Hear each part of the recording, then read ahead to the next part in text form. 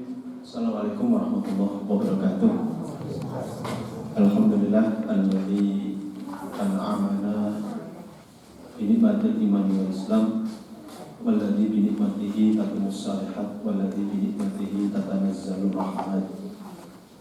Wassalatu wassalamu ala khairil anam wa ala alihi wa sahbihi wasallam. Asyhadu an la ilaha illallah wahdahu la syarika lah wa asyhadu anna Muhammadan abduhu wa rasuluh la nabiyya ba'da la haula wa la quwwata illa billah. Rabbi shrah li sadri wa yassir li amri wahlul 'uqdatam min lisani yafqahu qawli amma ba'd.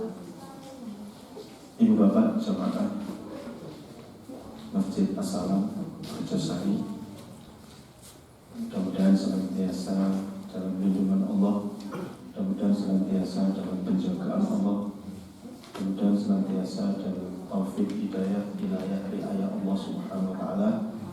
Mudah-mudahan dijauhkan dari berbagai macam musibah, bencana, hal-hal yang tidak kita inginkan, sakit berat dan lain sebagainya.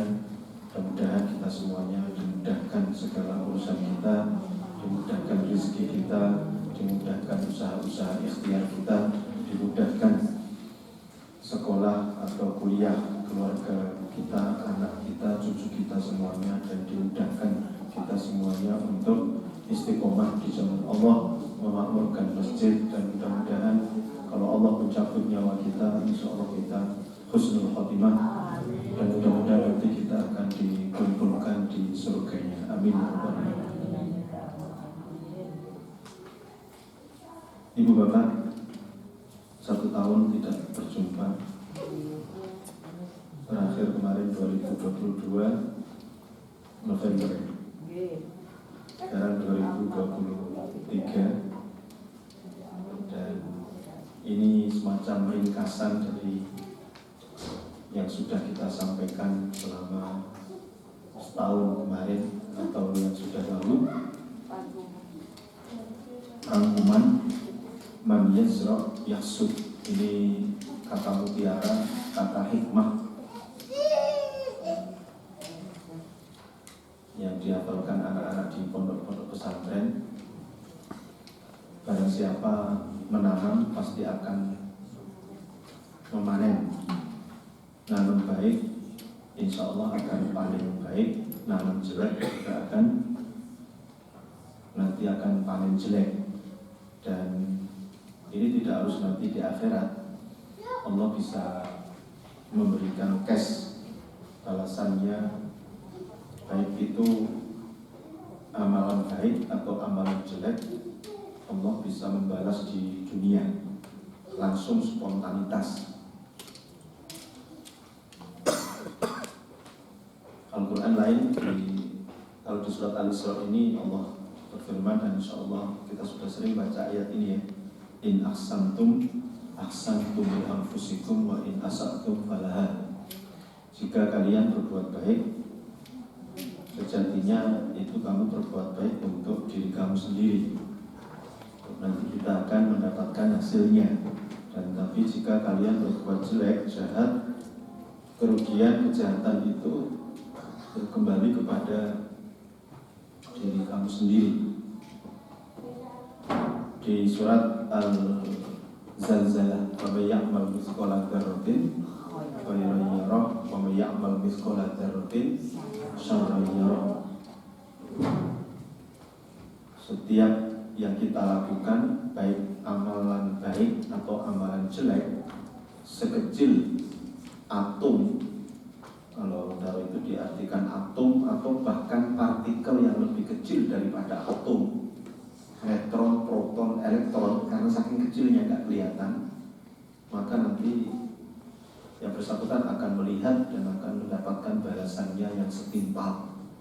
Meskipun KPK tidak melihat, meskipun polisi tidak melihat, meskipun orang-orang yang mengawasi kita nggak melihat, tapi bahkan di surat Kahfi itu ketika orang-orang kafir menerima rapot apa yang dilakukan di dunia sambil membalik dengan tangan kiri, kemudian orang kafir itu baca rapotnya itu, mereka komentar, ma li hadzal kitab la yughadiru shaghiratan wala kabiratan illa ahsaha. ini rapot apa ini? Tidak ada yang tertinggal, semuanya tercatat lengkap. Yang besar, yang kecil, tanggal sekian, bulan sekian, menit sekian, melakukan ini, itu semua ada catatannya lengkap. Orang kafir pada keheranan. Setiap detik, setiap menit semuanya tercatat lengkap. Di surat Qaf, ma yalfidhu min qawlin illa ladayhi raqibun atid. Tidaklah ada kata, kalimat yang keluar dari lisan kita ngomong apa, satu kata, dua kata, illa ladayhi raqibun atid, kecuali akan dicatat oleh malaikat raqib dan atid. Kalau yang keluar itu kata-kata yang baik dicatat oleh malaikat raqib, tapi kalau keluar dari lisan itu kata-kata yang jelek, kotor, porno, jorok, mencaci maki, misu-misu, fitnah, adu domba, dan lain sebagainya, maka yang mencatat adalah malaikat atid. Oleh karena itu, maka dalam kesempatan singkat ini, memasuki 2023, meskipun sudah hampir 1 bulan, tapi ini saatnya kita jadikan 2023 ini momentum untuk peningkatan kualitas kesolehan kita. Dan secara global cuma ada 2 yang harus kita lakukan untuk ke depan, terutama mengisi sisa-sisa usia kita. Mohon maaf yang kalau saya menyebut sisa-sisa usia ini, yang tua jangan baper, jangan tersinggung. Mati tidak harus tua dulu. Bisa jadi yang tua dulu, yang muda belakangan, atau yang muda belakangan, yang tua duluan. Iya. Mati tidak harus tua dulu.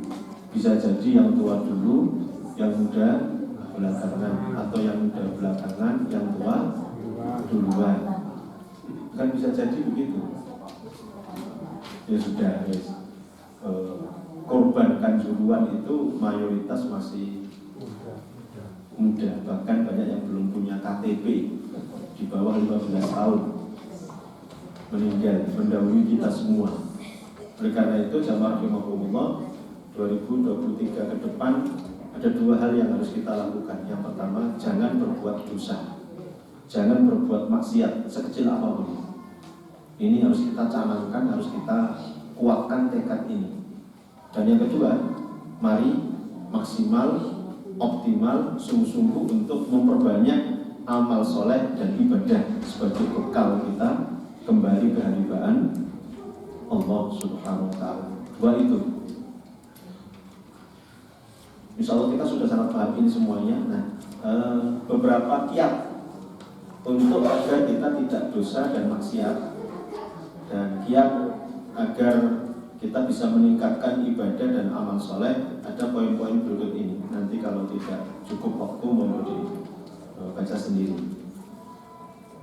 Tidak ada manusia yang tidak punya salah dan dosa. Kullu bani Adam khata' wa khairul khata'in at-tawwabun. Semua anak cucu Adam, Nabi Adam, kita semua itu bisa bersalah. Tapi sebaik-baik yang bersalah adalah yang segera menyadari dirinya dan tawwabun, segera istighfar dan taubat kepada Allah. Al-insan makhluk khata'i wan nisyan. Manusia itu tempatnya salah dan lupa, khilaf. Tetapi kita bisa berupaya, kita bisa ikhtiar secara maksimal agar kita tidak melakukan dosa dan maksiat sekecil apapun. Ada di sini beberapa poin, 14 poin. Yang pertama, jamaah rahimakumullah, terus evaluasi, terus muhasabah. Setidaknya di surat Al-Hasyr ayat 18, Allah menyuruh, mewajibkan itu, ya alladzina amanu taqullaha wal tanzur nafsum ma qaddamat lighad. Rasulullah dalam hadis yang panjang, nanti bisa dirujuk, setiap akan berbaring tidur di malam hari, maka lakukan yang namanya muhasabah, evaluasi. Kalau dari bangun tidur sampai akan tidur itu banyak berbuat baik, ibadah, amal soleh, kata Rasulullah, falyahmadillah, hendaknya memuja dan memuji Allah. Pertahankan, besok tingkatkan, lebih baik lagi. Tapi kalau dengan muhasabah itu mulai dari bangun tidur tadi sampai akan tidur ini banyak dosa dan maksiat, mumpung Allah masih memberikan nyawa, maka segera istighfar dan taubat. Dari bangun tidur tadi sampai akan tidur ini wis ngrasani wong piro. Mulai dari bangun tidur sampai akan tidur ini. Bahkan kadang-kadang di masjid pun ngrasani penceramah, ngrasani ustadz, yang ngerasani imam, yang imami macam-macam. Nah, yang seperti itu jangan dikira tidak berdosa. Bahkan ngerasani itu membicarakan kejelekan orang lain, itu kan riba. Di surat Al-Hujurat, makan bangkai saudara sendiri. Ayuhibbu ahadukum ayyakula lahma akhihi maitan fakarihtumuh. Apakah kalian mau suka makan bangkai saudara sendiri, yaitu dengan membicarakan kejelekan orang lain. Nah, kalau kita ingat seperti itu, maka insya Allah besok lebih hati-hati lagi gitu. Kita itu gampang nyacatan. Nyacatan itu apa ya? Mencela, terus membicarakan fisik jeleknya orang lain, baik langsung ataupun kadang-kadang nonton TV, nonton sinetron, komen,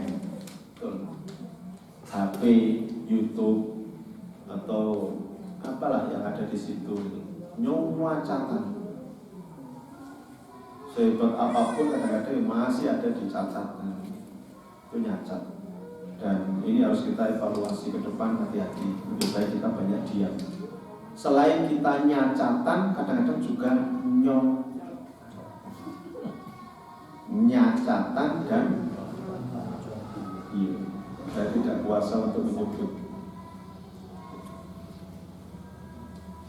Terutama dosa lisan ini yang harus kita jaga benar. Terutama yang banyak ngomong lanang, nyacat dan nyacat itu kaum bapak-bapak laki-laki. Di masyarakat kita itu kan ada ungkapan kalau orang itu banyak ngomong itu nyacat dan nyuacet itu kan pancene lambe lanang. Ini tolong harus diwaspadai.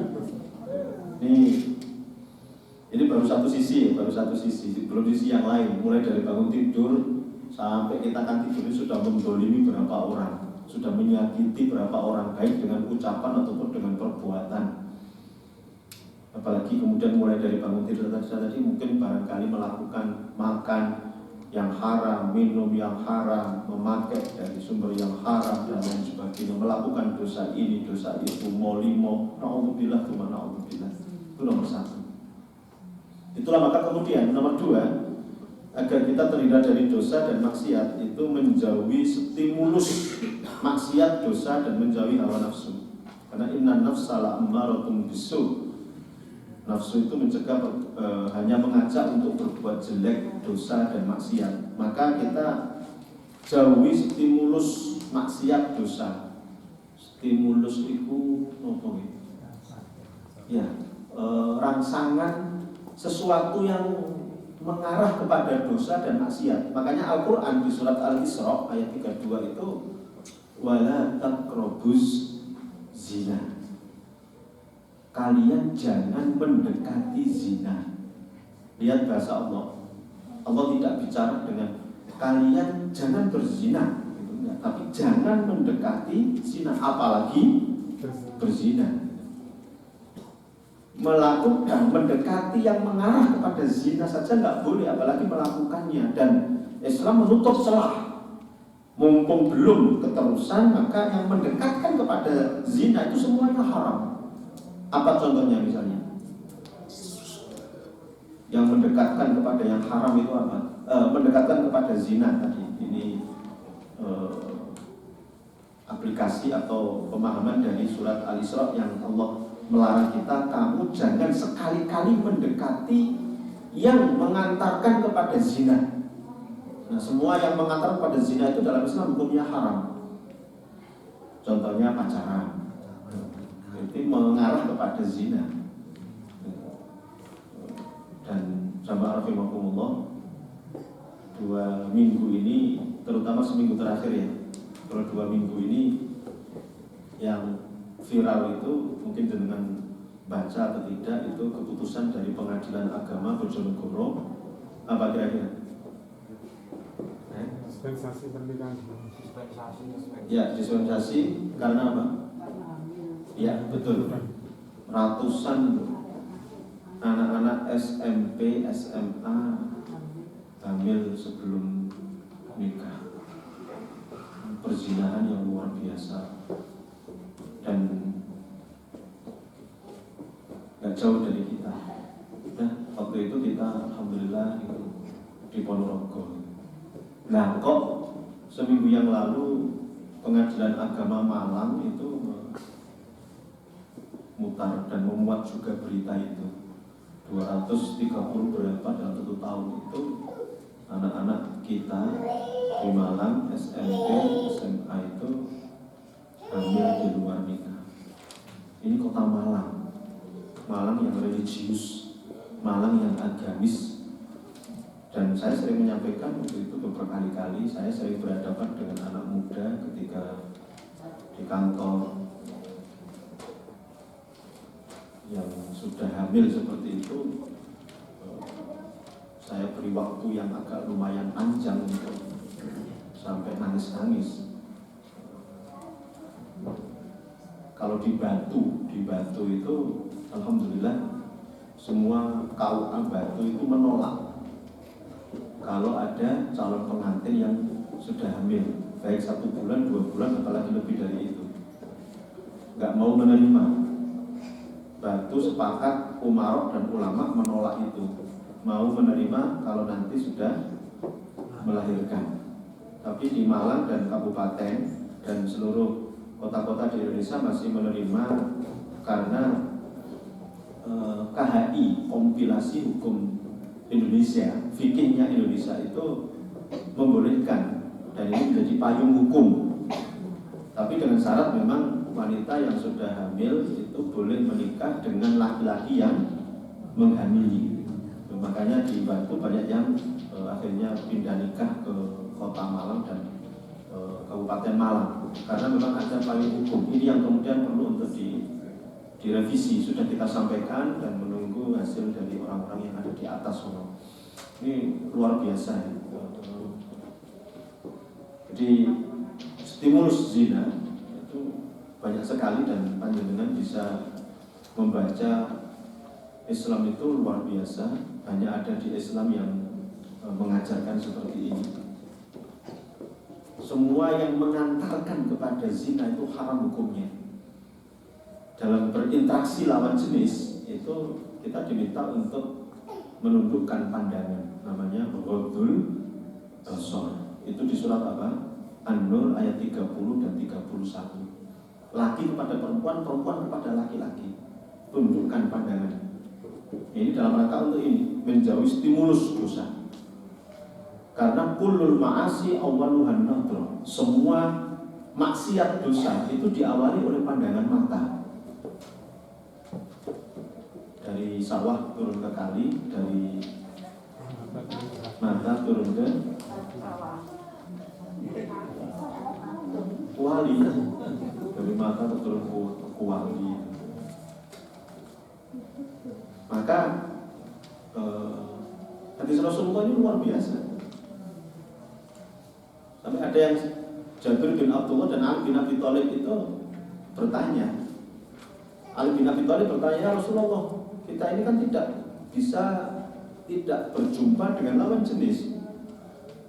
Padahal ini di Arab ya. Arab itu ada banyak pemisahan laki dengan perempuan, tapi itu perlu ditanyakan oleh sahabat bernama Ali bin Abi Thalib kepada Rasulullah. Ya Rasulullah, kalau terpaksa kami harus melihat kepada lawan jenis, bagaimana sifat kami, sikap kami gitu. Ya Ali, la tudbi'in nadratan nadra fa inna lakal ula wa laysat lakal akhir.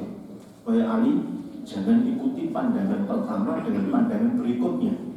Kalau terpaksa lihat lawan jenis, maka jangan ikuti pandangan pertama dengan pandangan berikutnya, ya sudah sekilas gitu saja. Jabir bin Abdullah juga bertanya, ya Rasulullah, kita kadang-kadang kepapasan di tengah jalan, di pertigaan atau perempatan dengan lawan jenis. Bagaimana sikap kita? Isrif basoroka, segera palingkan pandanganmu. Bapak Ibu, an-nadratu sahmun min sihami iblis. Pandangan mata itu anak panah di antara sekian banyak anak panah iblis. Semua bentuk maksiat dosa diawali oleh pandangan mata. Tertarik kepada uang, akhirnya mencuri, nyopet, ngentit, ngutil, korupsi, dan lain sebagainya. Pandangan mata. Tertarik kepada aurat lawan jenis, akhirnya ada pelecehan seksual, pemerkosaan, perselingkuhan, perzinaan, dan lain sebagainya. Saya belum pernah mendengar, melihat, membaca di media ada orang buta memperkosa misalnya. Yang ada si buta dari gua hantu itu buta-butaan, membunuh ya, dan lain sebagainya. Bukan memperkosa tapi membunuh musuh. Padahal buta, tapi itu buta-butaan karena memang cerita. Faktanya seperti itu gitu. Tolong ya, kepada lawan jenis qabul basar. Kemudian Islam juga mengatur la yakhluwanna rajulun bi imra'ah illa ma'a dhi mahramin. Janganlah laki perempuan berduaan kecuali disertai dengan mahram. Fa inna thalithahuma syaitan. Karena yang ketiga adalah setan. Luar biasa ajaran Islam. Dengan lihat ini. Laki perempuan enggak boleh berduaan. Dalam rangka untuk mengantisipasi agar jangan sampai nanti jatuh kepada perbuatan zina. Panjenengan lihat, panjenengan amati, panjenengan tanya, siapapun yang punya pil-pil, siapapun yang berselingkuh, karena faktor ini nggak menjaga pandangan mata, dan yang kedua sering berduaan dengannya. Awalnya mungkin nggak suka, tapi yang namanya waiting tresno, jalanan belibet, akhirnya senang. Meskipun yang bersangkutan sudah punya suami, sudah punya istri. Luar biasa. Islam mengatur sedemikian itu. Ini saya soroti karena ini yang paling banyak gitu. Dosa yang lain juga banyak, tapi ini poin-poin yang semacam ini perlu, ini ya. Masalah seperti ini penting sekali. Jangan berduaan dengan lawan jenis. Islam mengajarkan kalaupun kita berduaan, kalaupun kita bersama dengan lawan jenis ya di masjid, ada hijab. Ya, kan ada hijab. Ini dalam rangka agar kita meminimalisir untuk melihat kepada lawan jenis. Bahkan kalaupun seandainya dari masjid ya, di masjid, ketika kemudian imamnya itu salah baca ayat atau salah gerakan kurang, maka untuk membenarkan itu makmum laki-laki mengucapkan Subhanallah, Subhanallah. Kalau perempuan tepuk tangan. Bisa dibayangkan kalau perempuan juga Subhanallah. Imamnya apalagi masih muda gitu. Aduh, itu kan suaranya Tukiyem. Anaknya Pak Paijo. Aduh, suaranya merdu sekali. Ya singgung mulai-mulai tak lamar, gak jadi sholat. Itu bayangkan. Maka di beberapa pembahasan Islam itu kan sautul mar'a aurah, suara wanita adalah aurah. Dulu itu istri-istri sahabat ketika tanya kepada Rasulullah biar nggak keluar suara yang asli itu memasukkan satu jari ke mulutnya sehingga nggak keluar suara yang aslinya. Ustaz, Saya mau tanya. Nah, gitu. Jadi nggak merdu. Sampai segitunya Bapak Ibu. Nah, sekarang ini kan liar dan semuanya serba bebas. Apalagi kita bisa nonton di HP tayangan-tayangan maksiat. Wajar kalau kemudian anak SD, SMP pun sudah pengen nyoba-nyoba yang seperti karena ini nggak dijaga. Jangan lihat, jangan biarkan anak-anak kita na'udzubillah yang setiap hari mengkonsumsi, nonton, melihat HP yang seperti itu. Lama-lama ya akan niru, lama-lama akan nyoba gitu. Makanya stimulus ini dijaga. Kalau setiap hari pegang minum-minuman keras, meskipun awalnya nggak minum, lama-lama akan jadi minum. Wong saya nggak pegang saja, saya minum ini. Bismillahirrahmanirrahim. Contoh, karena apa? Dekat dengan saya. Kalau setiap hari pegang narkoba, minum-minuman keras, meskipun tidak mengkonsumsi awalnya, tapi lama-lama nyoba. Tuh hati-hati. Kalau setiap hari kumpul dengan seseorang yang membolehkan, membiasakan boleh dengan riba, lama-lama ya terbiasa dengan riba. Setidaknya kalau setiap hari sudah kumpul dengan sesuatu, dengan seseorang yang sudah terbiasa dengan dosa, itu kita tidak punya yang namanya sensitivitas dosa, kepekaan terhadap dosa. Kalau setiap hari kumpul dengan orang-orang yang berbuat dosa, maka kadang-kadang kita tidak menganggap itu adalah sebuah dosa. Apalagi sekarang dengan kalau nanti dikatakan ini dosa, itu melanggar hak asasi manusia. Itu tambah berat. Bagi dengan moderasi beragama begini, kita nggak boleh menyebut si A si B itu gimana. Nah kita sendirian perlu untuk mengadakan preventivitas, menjaga agar tidak melakukan salah dan dosa. Itu jangan dekat-dekat, jangan ya ini jauhi stimulus yang menjadikan seseorang berbuat salah, berbuat dosa. Ya, ini yang kedua. Yang ketiga, jangan terlena dengan kehidupan dunia. Dunia itu mata ulu-ulu, kesenangan yang menipu. Dunia itu kesenangan yang menipu. Makanya Al-Quran wanti-wanti, amanu la tulhikum amwalukum wala auladukum an dzikrillah. Beriman, janganlah hartamu, anakmu melupakan kamu dari Allah, dari ibadah, dari sholat, dari ngaji, dari ikut pengajian, infak, sedekah dan lain sebagainya. Ini ujian. Dunia sewajarnya. Maka Al-Quran wanti-wanti, jangan sampai duniamu melupakan kamu dari Allah. Yang sering dan sekarang saya contohkan yang paling utama adalah HP. Hati-hati, terutama yang sudah mania. HP itu bisa berjam-jam maca Quran berapa menit, bahkan malam enggak sama sekali. Malulah sama Allah, malu sama Allah ketika Allah sudah banyak memberikan kita kemudahan-kemudahan, tapi kita menyentuh Al-Quran saja kadang-kadang setahun cuma sekali, Ramadan, tadarus di masjid. Itu pun kadang-kadang karena ada mic-nya. Beberapa kali kemudian jamaah nggak jadi tadarus, kenapa? Ditanya, lampu mati kok jadi libur tadarusnya. Maca Quran kan tidak harus ada mic. Panggilan Allah untuk sholat, respon segera. Yang sering nunda-nunda sholat itu biasanya bapak-bapak atau ibu-ibu? Ibu-ibu. Bapak-bapak ya oke. Azan Allahu Akbar di mana-mana. Saya goreng ayam. Diingatkan sama suaminya, sama anak-anak, Bu, ma, sholat, saya nanggung goreng tahu tempe. Sholat, saya goreng lombok, bawang, brambang, tomat, terasi. Sholat bu, tanggung nyambel. Habis nyambel, habis makan.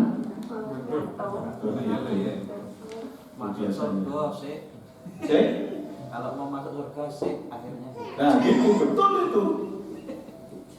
Tuh ibu-ibu, saya punya tetangga yang seperti itu misalnya. Makanya saya bisa memberikan contoh. Dan saya ya ketawa juga ketika anaknya, ibunya itu mengingatkan, bapaknya mengingatkan, bu, sholat, saksik gitu. Jadi rata-rata yang suka tunda-tunda sholat itu ibu-ibu.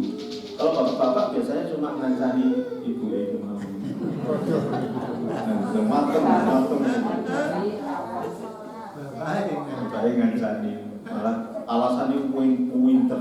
Daripada sholat ingat makan, lebih baik makan ingat sholat. Kedua terus Allah dipolitisir. Dikiranya Allah nggak ngerti gitu. Jadi kan ada hadisnya Pak, kalau sudah waktunya sholat, kemudian datang waktunya makan, dahulukan makan. Betul, kalau tidak makan kemudian mati. Misalnya karena saking laparnya, terus kemudian nggak makan, lalu kemudian mati. Allahu Akbar, karena kelaparan terus perut mati, makan dulu. Kita kan nggak ada model seperti itu. Apalagi sholat kita itu kan model sholat yang super eksekutif, kilat khusus. Mayoritas kita, surat-surat yang kita baca kan surat-surat the best seller. Wal asr, kulhu, inatoina, idaja'ah, trikul. Dan itu paling cuma 5 menit, 10 menit. Yang manggil adalah Allah. Hayya 'alas shalah, ayo kita sholat. Hayya 'alal falah, ayo kita mencari kemenangan, kebahagiaan, kesuksesan dunia dan akhirat. Makanya respon, segera dipanggil Allah. Jangan saksik. Labbaik Allahumma labbaik, aku penuhi panggilanmu ya Allah. Itu tidak hanya haji saja, semua panggilan Allah termasuk sholat, penuhi. Sholat dulu. Apalagi ibu-ibu sholat di rumah, nggak jamaah. Kalau di masjid bisa rata-rata ya 10 menit lah, atau 15 menit sampai dengan iqomah. Kita lebih mementingkan dunia daripada Allah Subhanahu wa ta'ala, daripada akhirat. Kita sering masih menunda-nunda sholat. Wajar kalau kemudian Allah akhirnya menunda-nunda doa-doa kita, menunda permintaan kita, hajat kita nggak segera dikabulkan Allah karena kita suka masih sering menunda-nunda panggilan Allah. Dan dalam bahasa kita ada sebab akibat, aksi reaksi. Kata Allah, gue minta lo untuk sholat, gue manggil lo untuk sholat, lo cuekin gue. Nah ketika lo minta gue cuekin lo. Kasihan deh lo. Kesopo itu. Nah, jadi Bapak Ibu ini tolong hati-hati ya, ke depan ini 2023. Jangan kita diperbudak oleh dunia, apalagi panganan. Kalau bosnya JTV kan waduh kan. Bosnya JTV loh ya, saya tidak menyebut itu. JTV itu kan kadang-kadang penguasa. Bosnya apa Pak? Pojok kampung itu. Masa kita nggak malu sama Allah? Pagi, siang, malam kita hanya ngurusi perut aja, ngurusi. Buya Hamka pernah menyampaikan, kalau kita hanya mementingkan urusan perut, maka sesungguhnya kualitas kita tidak jauh dan tidak lebih mulia dibandingkan yang keluar dari perut. Dunia ini bukan tempat tinggal, dunia itu tempat kita meninggal. Cepat atau lambat kita akan meninggalkan dunia untuk selamanya. Tempat kita itu nanti cuma ada satu di antara dua. Kalau tidak surga ya neraka. Nah, surga neraka ditentukan sekarang ini. Maka ayo kita maksimal dipanggil Allah segera. Maka sesungguhnya kan wa ma khalaqtul jinna wal insa illa liya'budun. Al-Dariyat 51 ayat 56. Surat ke-51 ayat 56. Aku tidak ciptakan jin dan manusia panjenengan semua kecuali untuk ibadah kepada Allah. Maka sesungguhnya hidup kita itu adalah nunggu dari sholat ke sholat. Kerja itu selingan. Kita kan nggak kadang-kadang sholat itu jadi beban. Azan meneh. Dulu turun garing, terus azan, sholat meneh itu. Nah ini, tolong ya. Ini harus kita perhatikan nanti. Baik, makanya yang keempat, memperbaiki sholat. Ya, kita perbaiki, mumpung Allah masih berikan kesempatan. Sholat ini dari Allah, surat Al-Ankabut ayat 45. Ayatnya kita sudah hafal. Innas sholata tanha 'anil fahsya wal munkar. Sholat itu mencegah perbuatan keji dan mungkar. Pertanyaannya, banyak yang sholat tapi molimo. Kenapa? Apakah Allah salah? Apakah Al-Quran keliru? Nanti jangan buka Al-Ankabut ayat 45. Keluar dari sholat mencuri, kadang-kadang sandal sepatu. Mohon maaf ya, di sini insya Allah mungkin nggak pernah ya. Pernah sesekali. Kadang-kadang malu sama orang-orang Kristen yang sudah di gereja kelenteng itu nggak pernah ada kehilangan sandal sepatu. Sandal sepatu selalu hilangnya di masjid terus. Pakai ya, alhamdulillah masih connect. Kayak kadang-kadang kalau ada orang Kristen, Hindu, Buddha protes seperti itu ya, jangan bisa sampaikan. Coba lah sekali-kali di gereja kelenteng itu sandalnya dicopot, sepatunya dicopot di luar gitu. Kayaknya nggak akan ada yang tersisa. Ya. Jadi itu Bapak Ibu ya, tolong perbaiki sholat, karena sholat itu sejatinya substansi, esensi, hakikat sholat itu menjadikan kita orang yang soleh, solihah. Sholat itu mencegah perbuatan keji dan mungkar. Bagaimana tidak kalau orang itu merenungi mulai dari gerakan bacaan sholat, nggak mungkin akan melakukan dosa dan maksiat. Mulai dari Allahu Akbar, langsung connect dengan Allah. Engkau Allah yang maha besar. Allah kemudian ditambah dengan surat Malik Yaumiddin. Engkau lah yang mengawasi, membalas semua yang kami lakukan di dunia ini. Malik Yaumiddin. Engkau lah raja yang menguasai hari pembalasan. Sekecil apapun nanti akan dibalas oleh Allah Subhanahu wa taala. Apa mungkin kalau kita mengingat itu keluar saat dari masjid lalu kemudian kita melakukan dosa dan maksiat? Mustahil. Tapi ya sholatnya hanya sekedar gerakan, sholatnya hanya sekedar ngisi absen checklist, ya selesai. Sholat nggak sholat sama saja, nggak ada pengaruh. Maka ke depan kita perbaiki sholat ini. Sholat aja kesusu tok. Kadang ada yang asal ingat sholat itu, asal sempat, yang akhirnya kemudian asal-asalan.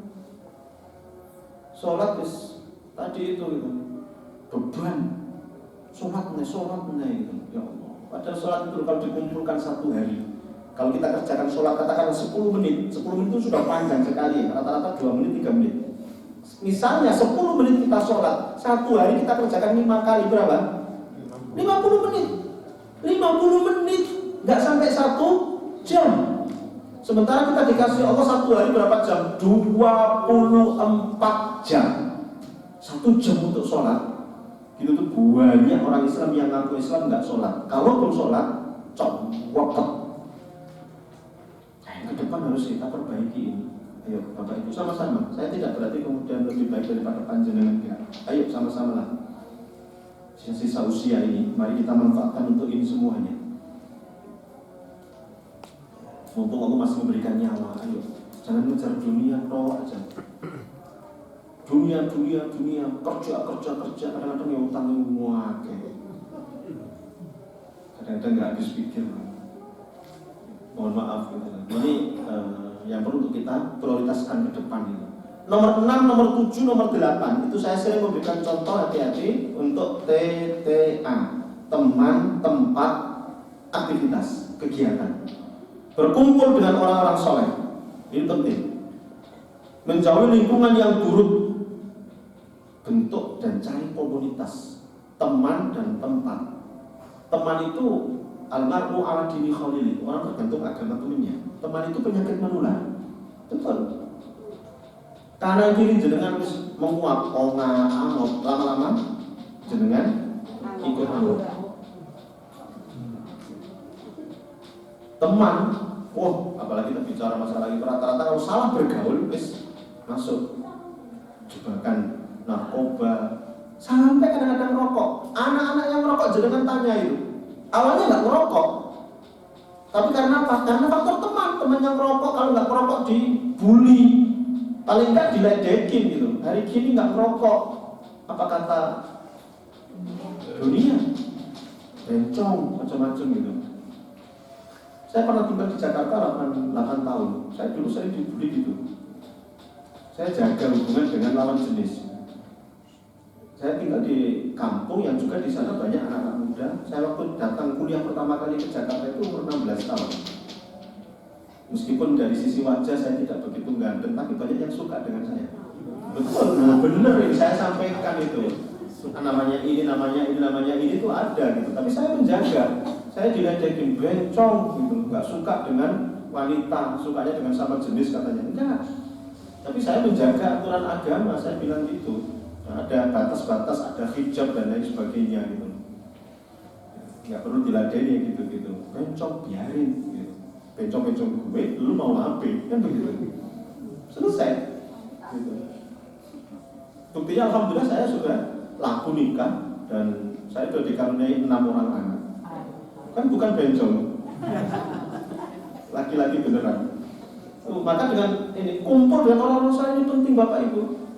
Ya, setidaknya kalau kita kumpul dengan orang soleh, misalnya pas kita misalnya datang ke masjid begini gitu, kan kita masya Allah Bapak itu nggak pernah terlambat datang ke masjid, mesti paling awal.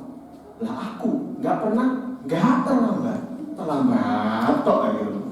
Kenapa gitu? Nah, ini jadi motivasi gitu loh. Ini penting gitu.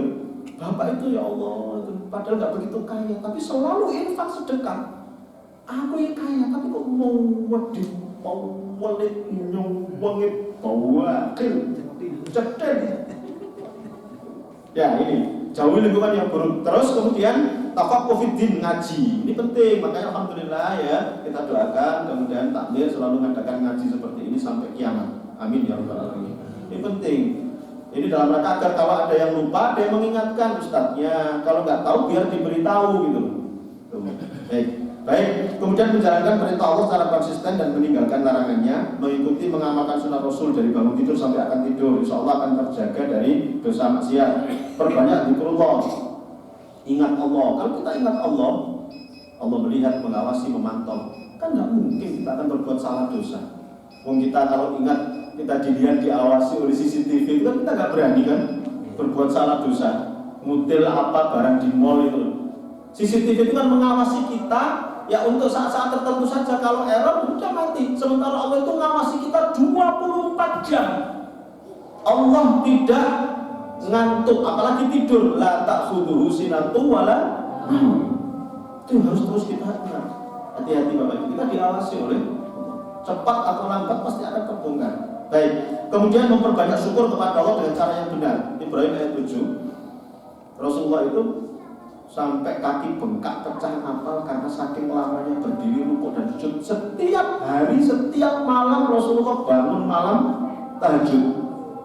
Saking lamanya berdiri rukuk dan sujud sampai kaki beliau bengkak pecah apal. Ditanya oleh Aisyah istri beliau, "Ya Rasulullah, lima fa'alta hadza? Laqad ghufira laka ma taqaddama min dzambika wa ma ta'akhkhar." Wahai Rasulullah, kenapa panjenengan lakukan sholat malam sampai kaki bengkak pecah dan apal? Padahal jenengan itu calon penghuni surga.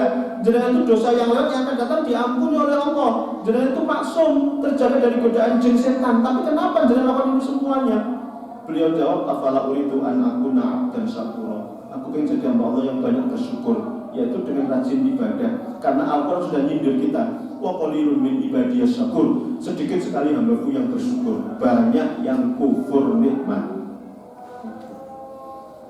Inna a'toina kal kausar, sesungguhnya kami telah memberikan kepadamu banyak nikmat. Maka tuntutannya, konsekuensinya adalah fasholli li rabbika wanhar. Salatlah. Salat itu wujud syukur kita kepada Allah. Dan kalau ini benar kita lakukan, surat Ibrahim ayat 7, la in syakartum la azidannakum, ditambah nikmat oleh Allah. Kenapa rezeki seret?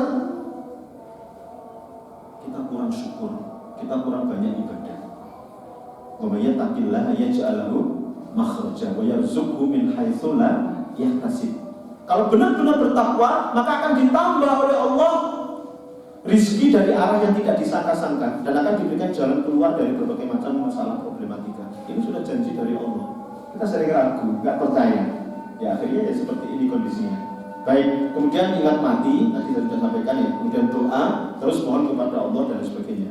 Nah, giat untuk meningkatkan ibadah dan amal soleh tadi sudah banyak saya singgung, mengatasi penyebab malas yaitu dosa maksiat itu tadi ya. Terus jangan terlalu cinta dunia, ya, takut mati, pahami tujuan hidup itu adalah ibadah. Terus pahami keutamaan ibadah biar kita semangat, termotivasi.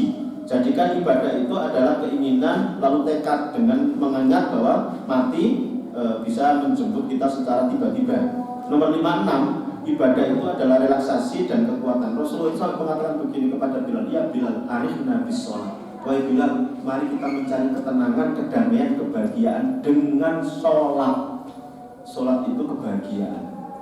Loh Pak, saya sudah sholat tapi kok gak bahagia-bahagia Pak? Sholat masih sebatas gerakan, perlu untuk ditingkatkan. Rasulullah menjadikan, wahai Bilal, ayo kita mencari ketenangan, kedamaian, kebahagiaan, ketentraman, kesuksesan hidup dengan kita berbaik sholat. Masya Allah. Ya, terus aktif di majelis ilmu, sering-sering nengok bagaimana para sahabat tabi'in bersikap menengah ya, jangan terforsir meskipun kita wajib ibadah, tapi jangan sampai semalaman nggak tidur sama sekali untuk sholat malam, itu nggak boleh. Terus minta kepada orang terdekat untuk mengingatkan kita, suami, istri, anak, jadikan alarm kalau kita salah, tolong ingatkan gitu. Kemudian pahami nilai dunia dan akhirat. Ini jaga nafas-nafas kebaikan, terus berbuat baik meskipun kecil. Jangan pernah merasa cukup puas dengan amal yang kita lakukan. Saya sudah misalnya umroh 1000 kali, saya sudah haji 100 kali, saya sudah infak 1 triliun. Pertanyaannya, siapa yang menjamin ibadah kita itu diterima oleh Allah? Gak ada jaminan. Bisa jadi karena pencitraan, riya, sum'ah, pamer, atau kurang syarat rukunnya, ibadah yang kita lakukan selama ini nol zon. Oleh karena itu maka mumpung Allah masih memberikan nyawa, ayo perbanyak ibadah. Mumpung Allah masih memberikan kita nyawa. Terakhir adalah doa. Ini ada doa yang dicontohkan, Allahumma a'inni ala dzikrika wa syukrika wa husni ibadati. Ibu bapak, mari kita song-song 2023 dengan kita jadikan sebagai tahun peningkatan kualitas ibadah kita, amal kita, kesolehan kita menuju perjumpaan kita kepada Allah Subhanahu wa taala. Dan kalau ini kita lakukan, maka kalau Allah mencabut nyawa kita, insyaallah husnul khatimah, dan mudah-mudahan kita akan dikumpulkan di surga. Assalamualaikum subhanallahi wa bihamdika asyhadu an la ilaha illa anta astaghfiruka